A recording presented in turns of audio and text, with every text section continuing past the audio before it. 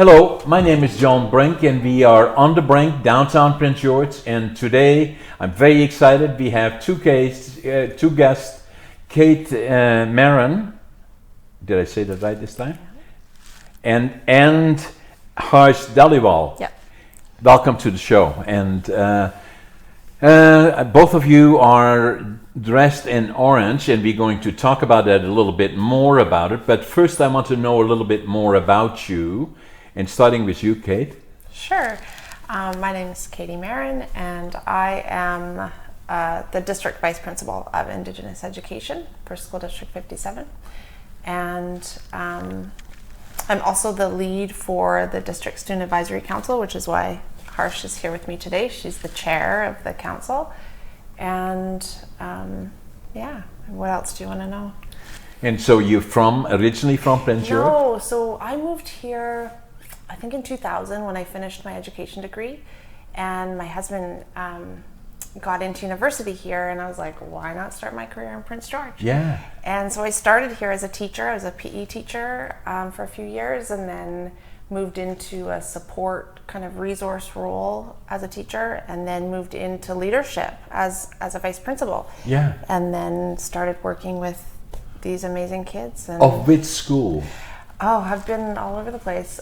Prince George Secondary School. I've been at DP Todd Secondary. And you were the vice principal as well? Vice principal at DP Todd and at Prince George Secondary School. Yeah, and that's where you are now as well then? Or? Now I'm vice principal in a district role. So for all of the schools for Indigenous education, so I support Indigenous students and their academic success in all of the schools. And you do that under the umbrella of School District 57? You bet. And how big is School District 57?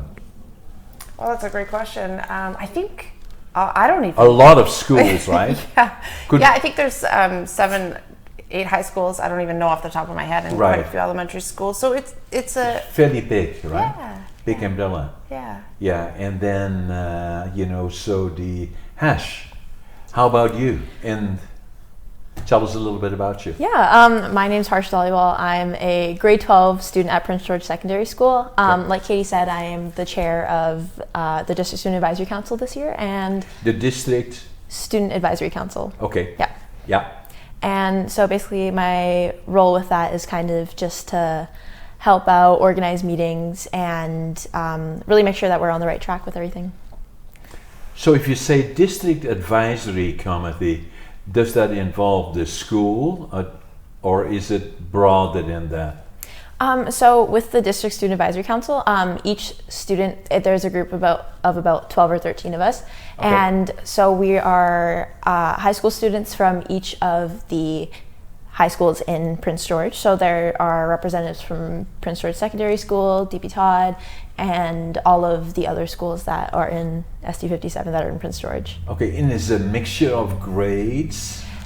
You're in grade 12, yeah. So it involves not only the grade 12 students, but also the other grades. And does it involve girls and boys and that kind of a mix of what? Yeah, so it is mostly grade 10, 11, 12 students. This year we do have a lot of grade 11s and grade 12s. Yeah. But yeah, it's just a mix of any kind of student in that age group. Yeah. Yeah, and then you meet every so often and talk about issues, or what do you do? Yeah, so we meet monthly to discuss our plans. Lately it's kind of been weekly, but it's as it relates to any particular issue, or? Yeah, so we kind of figure out our focus at the beginning of the year, and so each monthly meeting and during the month, a few of us might meet to further our plans, but at our monthly meetings, we'll usually discuss plans that we have, things that we're doing. Oftentimes we are invited to sit in on board meetings, whether that be like the district board meetings or planning policies or education planning. So we're invited to be part of all of those meetings, and within that, at our monthly meetings, we also just do a lot of discussion as well about our plans. I find it interesting because I'm on a number of committees and groups and boards and all of that kind of stuff. But especially seeing somebody like yourself, chairing a group of 12, you have a governance structure, or you have an agenda that you're working on with items and issues? So kind of originally, the way that District Student Advisory Council was, we followed Robert's Rules of Order. I like that, because that's what I was looking for, because Robert's Rules, I was part of Toastmasters for about 10 years. And before I became a Toastmaster, you get a group of people together and they talk, the one talks and the other talks and then one talks, and there is no structure. And so obviously what you have, governance and then following Robert's Rules, right? So that means that every voice will be heard, and you get them making sure that they stay on the issues and that you have motions that are passed and the meeting has an agenda. Yeah, I like that. I just had to throw that in. So what we've done, because Robert's Rules of Order is one of those things that can be difficult to follow, and I think we've kind of created more of a circle type format. Yeah. So using the Indigenous lens, the way of making decisions and communicating and making sure, like you said, every voice is heard, we have started to use the circle format. Yeah. As a way of making sure that everyone's heard. Bits again means there is structure. Exactly. Right. So and that is always important. There is a chair and the So I always find this interesting because when I was in Toastmasters, I don't know if you're familiar with it, but Toastmasters is an organization. I was I was not very comfortable speaking in public. Anytime, although I had a mill and all those other, and when there were more than 3 or 4 people, I had difficulty communicating. I was lots of lack of self-confidence about all those kind of things. And then somebody virtually physically dragged me down to Toastmasters to the first meeting. And I said, the only way I'm going to go, if you don't ask me any questions, because I don't want to stand up and talk. And so then somebody asked me, can you tell us who you are? And so I said the second time, I'm not going to go there. But then somehow I did. And I stayed there for 10 years and then became a distinguished Toastmaster, which is the highest level you can be in Toastmasters. And now I'm a public speaker and doing all these other kind of things. But in that process, what we also did, we had, as part of Toastmasters, we had a structure of where you would go to a school. We did Duchess Park, where we had mini Toastmasters meetings. So where we then, as experienced Toastmasters, would sit down with a couple of students, and there were maybe 4 or so, or 5, 6, and then we set up a meeting, and that included, an agenda, and included a business meeting and kind of a structure around it, and also it included having small speeches to do, and we would work with the individual students, and it was a lot of fun, but it was part of the Toastmasters structure to give them exposure to how that system works, so it's very valuable.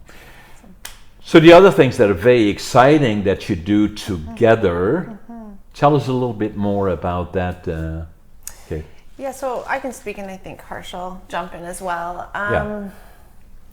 So I think when COVID hit, it was really difficult for us as a group to be able to go into schools and do leadership type activities, right? Because no one was doing activities, and there wasn't lots of gathering and stuff. And so we sat together and we're like, what are we going to do? So, because here's the thing about the District Student Advisory Council, or it's DSAC for short is what we call it.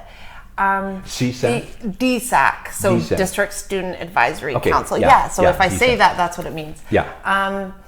Is that we're trying to move from students just having voice, because practicing their voice, like you talked about Toastmasters. Yeah.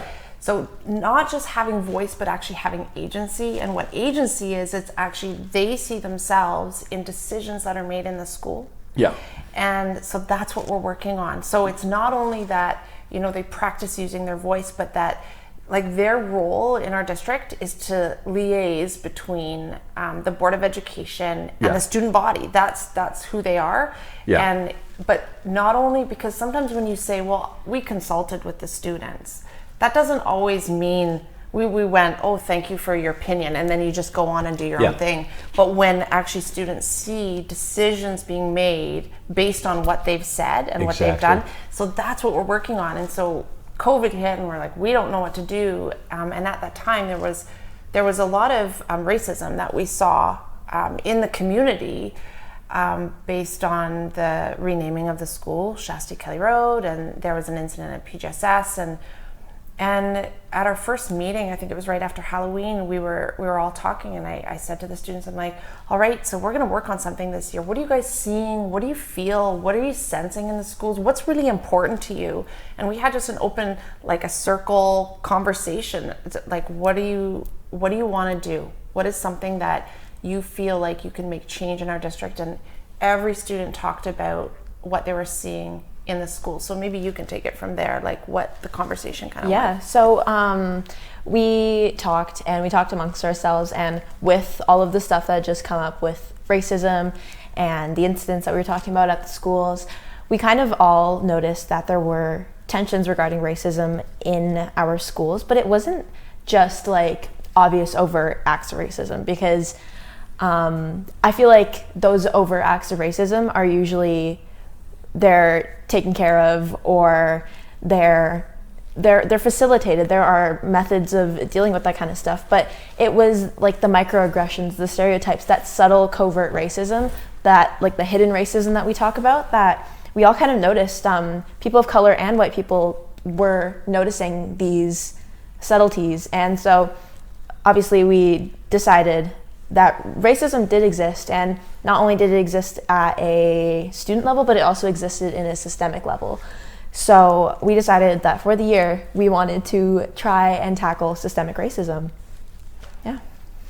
And so what I did before we started talking is I looked at 4 videos, and it was quite shocking, actually. Yeah. Some of them very well done, but it kind of showed exactly what you are talking about, right? Mm-hmm. And then, so how do you then got to the point of drawing this out from people and saying, well, I've had that experience, and then how about, and I kind of watched it on the videos, but also that then being said, what can we do about it to make people understand that is simply not acceptable, or how do we become respectful of all individuals, no matter what gender, no matter what or sexual orientation, no matter what color, no matter what background, all of that, and to respect the individuals for who they are. Yeah. Really. So, like Katie said before, with COVID, it was hard to be able to go into schools and really talk to students. So we decided that we wanted to create a piece that was going to impact people through the heart. And what I mean by that is you can tell anyone what racism is. You can tell them, give them examples of racism. You can tell anyone what microaggressions and stereotypes are. But there's a difference between doing that versus really showing people the impacts that racism has on people of color, and how racism is truly a systemic barrier for people of color. And so our ideology going into this was we wanted to impact our peers through the heart, no matter what background you came from, no matter from what political background you came from. You would listen to stories of people in your communities that go to your schools, or in your school district, in your city, and you would listen to these stories, and truly through listening, you would be impacted through the heart. And the hope with that was to invoke empathy and to invoke real change, not just because, I was told to do this, so I have to, versus I actually want to. I want to work towards making the world a better place for myself and for others as well. Right. Mm-hmm. And then after you do that, and as I looked at the videos, which are very, very good, then you then want to transfer it to others that may not have had the exposure and are not even aware of the fact that it exists. Because what I see a lot of times is that people that are affected by it have a fear of even speaking about it, unless they feel in an environment that they feel safe and protected. Yeah. Right? Yeah. So how did you go about that, or how do you go about that, or at what stage are you now as it goes forward? I think where we're at right now, there's a couple of things. The reason for the films is that I think, like Harsh said, we're trying to reach people through the heart, especially with learning. You can find information from anywhere. You can Google anything that's content, but learning is more than content. Learning is sometimes about listening, and particularly with issues about racism that come up. Our first instinct, speaking from a person who's not of color, first instinct is to want to swoop in and try and save the day, right? And we want to do something about it, which is great. We do want to do something about it, but the first step before you step in is you need to listen and listen and listen some more to those who have experienced racism, and then alongside people who have experienced it, then support. Right? So this was our attempt at giving people an opportunity to listen. Yeah. And really hear the stories, because we interviewed alumni from people who had graduated from all of the secondary schools in our district, and also interviewed people who are in the schools right now. And the alumni were all people who had experienced racism, and people, the students now as well. And we need those stories to get out there, right? Once you kind of connect with people emotionally, that seems to be the best way to make change. And we really are working towards making change. Mm-hmm. Do you feel that because of your project that you're doing, that the frequency of occurrence is much higher than you had anticipated, and even have people that are reluctant to talk about it? And particularly if I look at your videos, it is not just related to skin color, but it is also related to interpretations that are totally irrelevant, usually just because I'm looked at as this or that, so therefore I'm lesser than, or not as smart and as bright, and all of that sort of thing. Like stereotypes, just based on what you look like. The thing about stereotypes is that, talking with these alumni that graduated 20 years ago and talking to students that are still in the school system, the thing with racism is that no matter what race you are, no matter what background you come from, the things that racism do, or the feelings that racism invokes, is this sense of inferiority throughout everyone who experiences it. And so, I was talking to administrators, and I've been told that the things that I talked about when I was being interviewed were the exact same things that they were experiencing, or the exact same feelings that they were feeling 20 years ago when they were in the school system. And so with like the stereotypes and those assumptions that people have, with this project, the hope was to help people get away from that bias, or even help people be aware of that bias that they have in that first place. And is part of it also that it affects self-confidence in an individual if they feel that because of the pressure they're getting, that they feel inadequate or not same as? And you were talking 20 years ago, like I was born in 1940, so that makes me 81 right now. So I went to school and I failed grade 3. I don't know anybody that ever failed grade 3. And then, this comes as a surprise, then I failed grade 7 3 times. And saying, well, what is the matter there? So we were then at the point that they said, well, what do we do with him? Because failed 3 times, failed grade 7. So they were contemplating to send me to the school of the mentally challenged, or get me a job. That's when I was 14 and want to work in a furniture factory, and then I sometimes tell this story is that I was fairly small for my age, as 14. It was on a weekend that again we had the report card on Friday, and they said he failed again. So they got me a job that Monday in the furniture factory. And so my dad had to get me a set of coveralls, and so he had a friend that had a clothing store, so we went down there, and they didn't have the small coveralls, so they got the ones that were longer, and I had to fold them all the way up here, and then the crotch was hanging here. That was not cool then. Now it is, but not then. And then I would go. So everybody was on holidays, because the holidays came after the end of the school year, but I want to work that Monday on my bike, and then drove to the factory. It was about 10 kilometers away, or so 10 or 15 kilometers. And then when the school came back in September, the kids that were going to school, that I had to go to school with, really didn't want me to ride with them in their coveralls. So me and my coveralls, I was a worker then, no longer a friend and and a companion, but I was then a worker, and too dumb to learn and all of that kind of stuff. So that's all a form of that. And what that does then, my experience is that it brings down your self-confidence potentially, and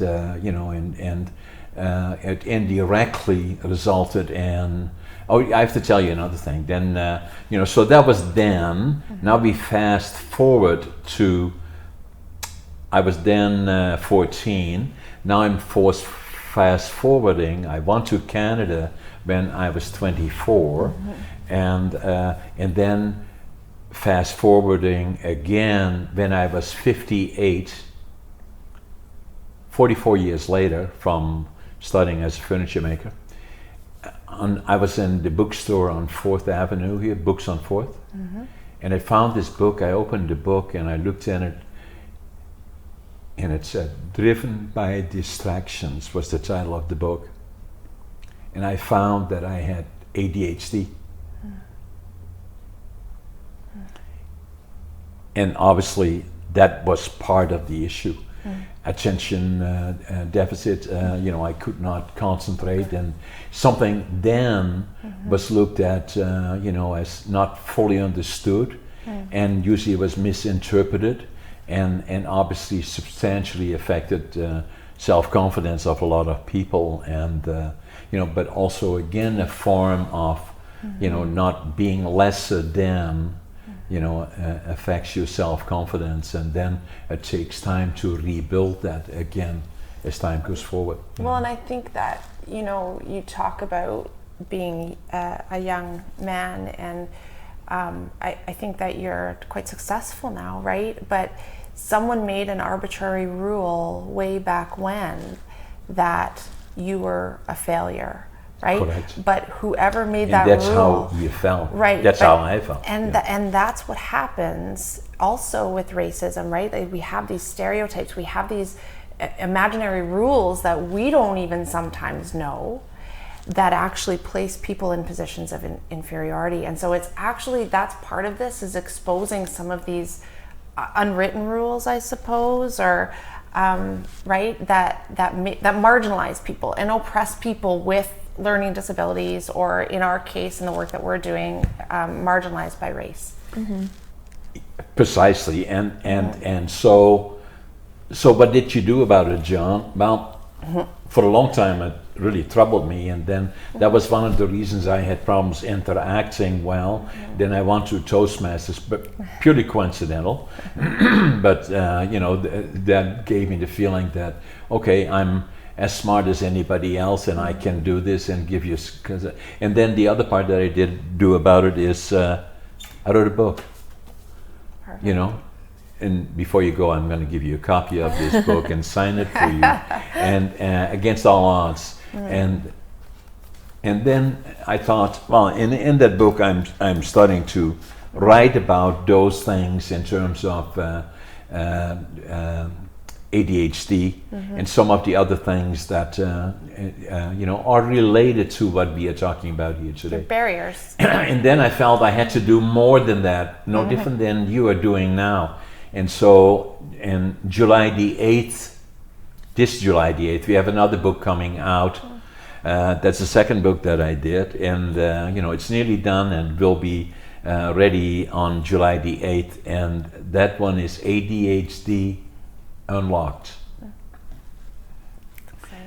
It's going to be very, very interesting. I'll give you a copy of that too, once we have it. And it talks about not only me, but it talks about another 15, 16 people that we interviewed of all different levels as to what was their experience in terms of ADHD and all the pressures they felt along the way and how they were, and sometimes by themselves or by others looked as then lesser than, and how did they go and deal with all of that.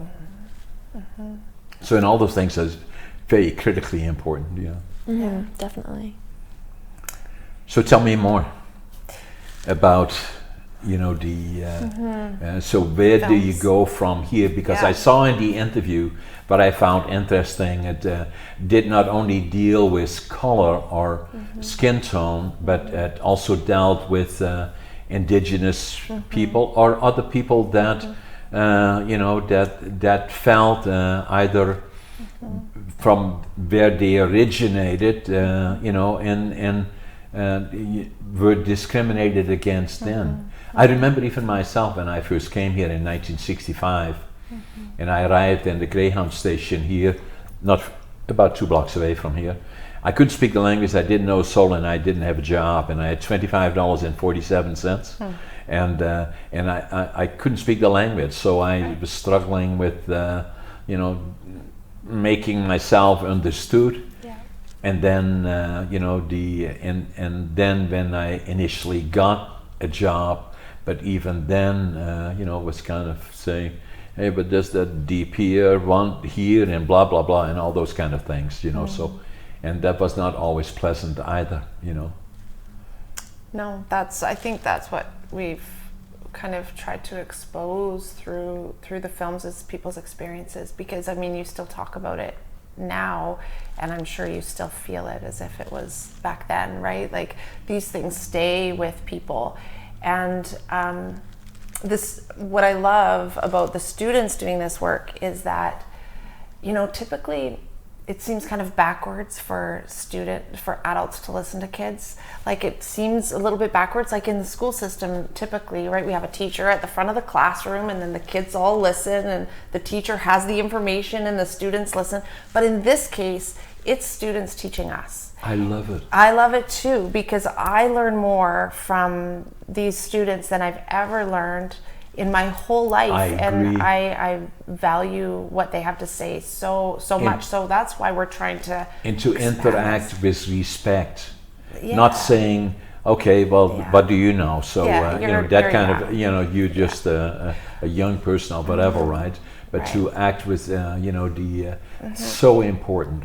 Well, and that's why one of my goals is to have students and youth at every table. So every decision that's made, right, across the school district or in the city, we need youth to speak up and say their experiences. They are so valuable, and sometimes adults forget to ask kids. Kids bring so much information to us, right? They are so valuable. So that's kind of where we're at. This evening we have our release of the films, like our official media release. I love it. Yeah, so and then we have some ideas moving forward, working with another school, but I'll let her speak to that. I love it, you know, because of having been exposed myself and obviously have been in the workforce here, but I was talking to you about when I arrived here in 1965, that is 57 years ago. Can you imagine that? It's a long time ago. So what I normally do, the company that I have here now is Brink Products, but we have about 4 different companies in northern BC, and then we employ about 400 people, and I'm not trying to be important, but I just want to give you and look on the operation, and then I'm a single owner of those operations, so there's no board of directors. But one of the things that I always communicate to that people that enter our company is that I say that everybody will be respected. I don't care if somebody there is 5 minutes, if they are green, brown, yellow, orange, I don't care, whatever sexual preference they have, whoever they are, we will respect them. Equal to somebody that has been there for 40 years. And that's always the way we start. That's the company policy. And I want to make sure that it's clearly understood by everybody. And that's how we manage the company. That's my expectation of the managers, the supervisors, and everybody in a general way. That's the culture of the company. And will be enforced, so, and I believe that's very, very important. Yeah. We need to make places safe for all, right? Yeah. Yeah. So as you go forward, and as you already experienced, is that when you were talking to people that 20 years ago already the same was there, what I'm saying is that even 50, 60 years ago it was there. But correct me if I'm wrong, I believe there is so much more awareness now. And so what I saw in the videos is, that the people that you interviewed were very sincere, some emotions in some cases, but were very outgoing and talking about their experiences. And I believe that is very, very important. Where does it go from here? Do you mean like what do we plan to do with like the videos next? Yeah. And then because what you're doing now is in a structured way, the way I'm looking at it from the outside, is something that is very, very important. Obviously, from your circle discussions, it was indicated that this means a lot to a lot of the students. And you don't want, I'm not saying that you would, but I'm just looking for, but the idea is that you want to have this continue. It is not that another year from now or 2 years from now, probably a year from now, you'll be going to university or to the college, hopefully here, but maybe elsewhere, and you're not there. And what happens if you leave? Because that's not what you want to do. You want to make sure that you form, I'm not telling you what to do, obviously, but you want to create something that continues. Yeah, 100%. So when we first showed the videos, the first people that saw them, other than like friends and family, were the board. And so we did a meeting with the board and we showed them these videos. And throughout the entire process, just speaking at board meetings and such, we kind of put a statement of accountability out. So we made it understood that we were working alongside each other. So us as DSAC and the board and administrators, we're not here to be like, hey, you need to do this, you need to do that. We're telling you to do this, but it's rather we're working alongside each other. And so working alongside each other, with that comes the accountability that you're keeping each other accountable. And so when we released these videos to the board, our question for them was, how do we know that this work is going to continue? How do we know that this work is going to keep on going and keep on happening, even if there's a new administrator next year, if there's a different board, if there's a different superintendent? How can we rest assured that we're all graduating, this work is going to continue? And with that comes the accountability piece. And basically the response that we got was, this work is equally as important to you as it is to us. And this work is so relevant right now, especially regarding racism in our school district. There was just a report that came out that stating that systemic racism is a problem in School District 57, and this problem is finally starting to be addressed, and that notion of addressing this isn't going to go anywhere. It's going to keep going on, and it's going to keep creating these safer spaces for students. And so there are things that we can do now to create these safer spaces, things that we can abolish right away to dismantle systemic racism, but then there's also things that are going to take years to do, which dismantling those systems, it's a long process, but we're in it for the whole process. Yeah, I'm kind of thinking in a way that, correct me if I'm wrong, that from the school district 57 perspective, it is important to, if you have something that is working, how they develop it for the ones that are now in grade 8, grade 7, grade 6, that as they get into grade 10 and that they then become part of this discussion, that they understand in a way, respectfully, no different than I do in my company, is saying that this is acceptable and this is not acceptable. Yeah. And these are the reasons why. Yeah. 100%. It's part of our culture. And so wherever I encounter, not only in my company, but anywhere else where I see or hear things like that, I will question it in terms of, what exactly do you mean? Or not in an aggressive way, but something that is not acceptable, Yeah. So. The DSAC students right now,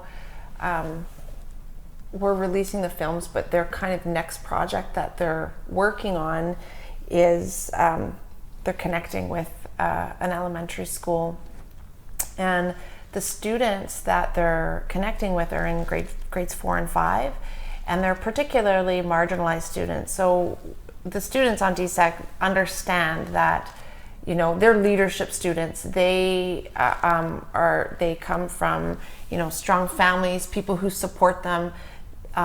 They are privileged in that way, and they understand that not every student has that experience. There are a lot of students out there that have multiple barriers up against them, and so the DSAC students are actually using their position in leadership to go in and to make connections with these students in grades 4 and 5, and they're going to actually interview them and talk to them about what they think some changes we can make in our school district to support them in engagement and connection with school.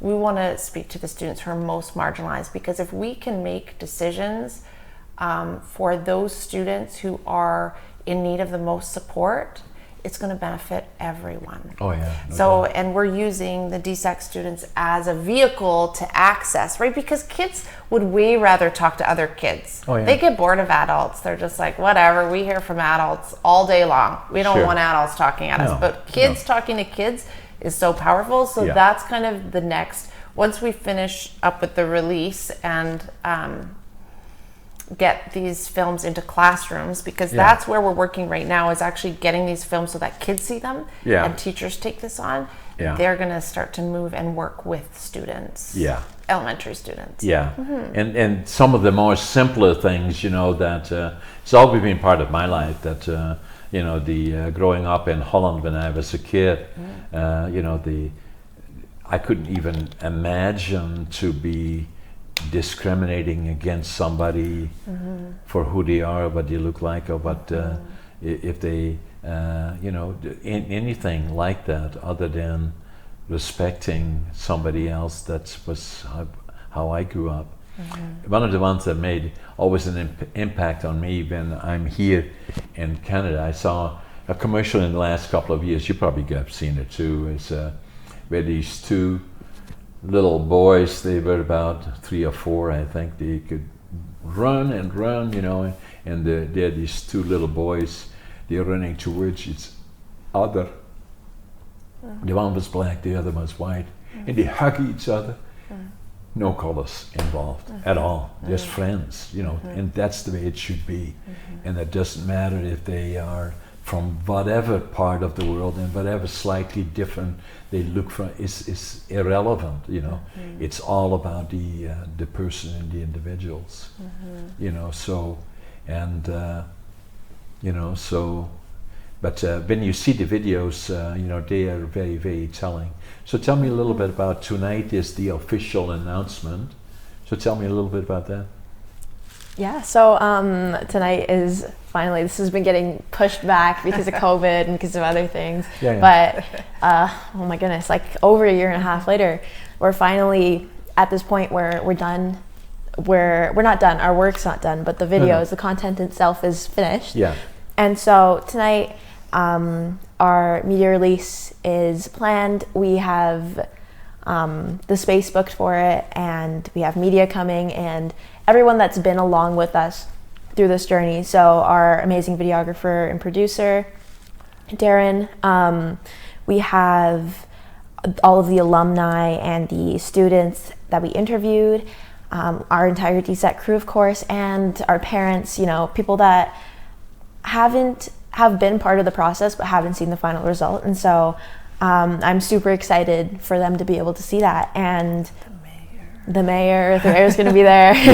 And so hopefully with that influence that we have, we're able to really touch people. And that was the whole point of this project when we started it, was we really want to speak to people's hearts and invoke empathy and change through the heart. Yeah, and that is tonight, and that involves a lot of people that indirectly were part of it, but have not seen the complete thing. Exactly. So tonight is a big night. Yeah. So where is it going to be? It's going to be Vanier Hall. Vanier Hall? Yeah. And how many people you expect? I don't know. We don't want it to be too big because of COVID and things like that. Around 150. That's a lot. Yeah. That way we can kind of officially spread people out. And so it'll be somewhere around there. Yeah, so that's going to be very, very exciting. Yeah. I'm excited for the kids, right? The students, I call them kids, and they're so much like adults, but I'm excited for them. They deserve this. They deserve to stand on stage and share all that they know, and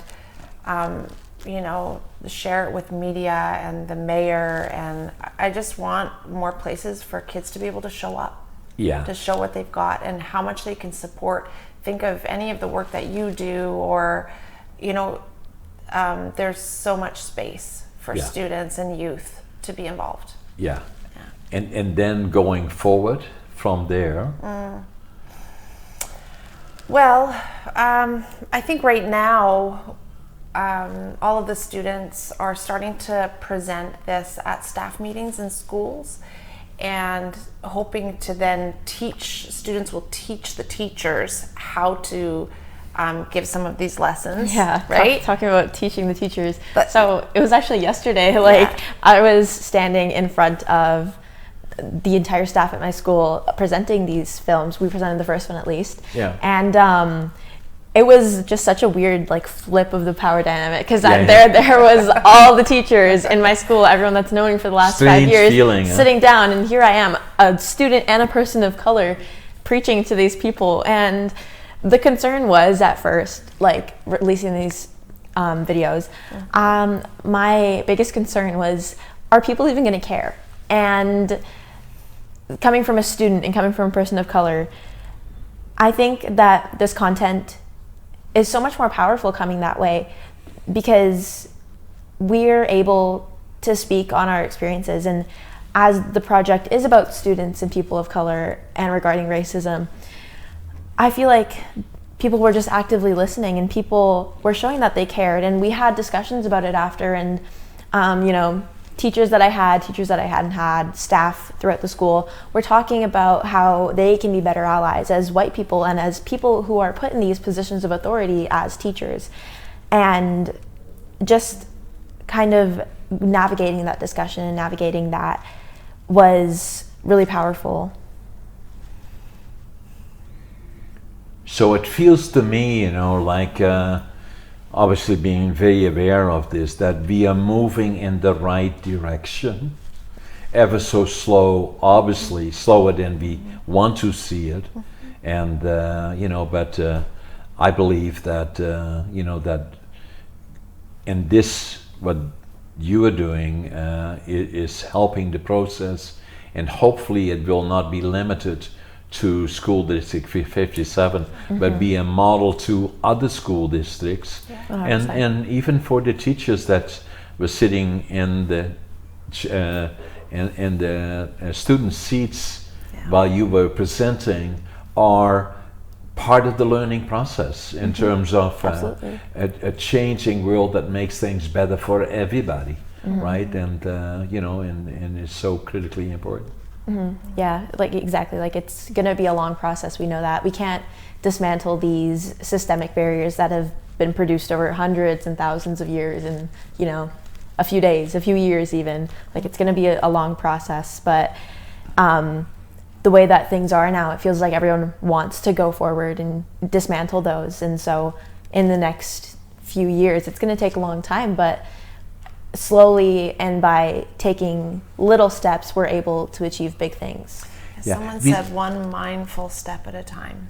Exactly. We do this work. Yeah, and then with the internet and the social media, I believe we're getting more exposed to some of the problems that are existing, but at the same time, you know, those always existed in a bigger way, but you can see that you know, that the demand for change is a very real one, and I believe that's extremely important. Definitely. Anything else you wanted to talk about before? I mean, I say this over and over. I think that, you know, working with this group of students, you know, they're amazing students, but I think that any student could do this work if they're given the opportunity. Like when Harsh first joined DSAC, I don't think she said one word for like the first 6 months. She was very shy. Very shy. Yeah, exactly. That's right. She didn't. But when we continually give kids an opportunity to use their voice and make decisions, this is what happens. Exactly. Yeah. That's like going into this, like before DSAC, I didn't know that I was good at or enjoyed speaking in front of crowds of people. Yeah. But if you give people those opportunities, and not just the students who appear to be like the good students, like the leadership students, the students who are high academic achievers, but if you reach out to those students that are marginalized and you amplify their voices, you instill them with this confidence and you instill them with this self-worth, and through that you're learning and you're teaching and you're creating better individuals. Oh, it's no question. Yeah, and it builds confidence even in them, right? And a lot of times that is misunderstood, even with teachers are going through a learning exercise, and they may look like they are, you know, adults in some form or fashion, but you know, that it for everybody, it's a learning experience and it's new. And you know, it needs both the students and the younger people in particular, and the teachers together that make it. And I believe today is a very, very important day. And you know, and obviously I wish you all the best, and I will be watching closely. I'm going to give you a copy of the books. No, I just want to make sure I got your name right. We have to encourage Harsh to write a book too in a few years, and we gotta convince her, John. Oh boy. Yeah. English is not my strong suit. That's okay. Writing essays. Neither is it mine. There you go. Right? So it didn't stop me. you. And that's the first one I wrote. Oh. And I'm going to do one every year from here on in. Yeah. Okay. Thank you so Thank much you. for having us here. Yeah. And Nice having you. Nice to meet Good you. luck. Thank you. I'll give you a hug afterwards. Thank you. so much for Good your luck tonight. time. Thank Yeah. you. Thank you for being part of my show.